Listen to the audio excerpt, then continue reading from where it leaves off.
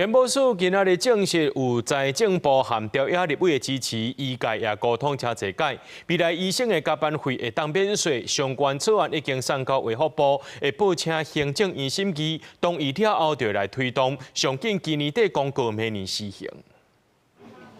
国内护理人的流失，急诊医师嘛规定离职，为着加病院的医师留落来，健保署初二证实，已经得到财政部甲调查立委的支持，未来医师的加班费所得会当免税。相关的草案已经送卫福部。我们预计是以这个医师的加班时数超过一定的比例，那比照这个警察人员的加班超过一定比例的那个加班时数，希望能够来做减税的动作。健保署表示，病院医师可能需要紧急关心断医个案，还是临时有较复杂的手术开刀，时间会过6点钟，工时正长。医师工会专联会是讲，进前甲卫福部讨论达成的共识方案，针对主治医师正常工时以外，执行的医疗业务，像讲开刀、巡房、看诊等，属有正常加班费应该免税，而且每个月加班时数袂使超过80点钟，每3个月总工时袂使超过240点钟，差不多有3万个病院主治医师受惠。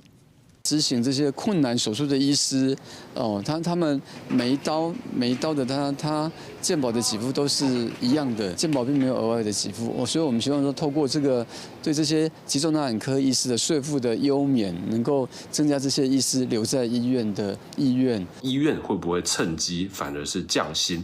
因为这个时候呢，就是对医院来讲，如果让你的税后的所得一样的话，好像医院就也不用付出那么高的一个人事成本。 医师工会指出，目前自愿医师已经纳入劳基法保障，有工时指引规范。不过，主治医师因为工作性质特殊，而且自主性悬，也未纳入劳基法。为了老人才，佮反映劳动价值，所以争取医师加班费免税，预估差不多会当减1/3的税。健保署讲，草案的后续还佮报行政院审议，经过同意了后就会当实施。希望今年底前完成，上紧明年报税就会当适用。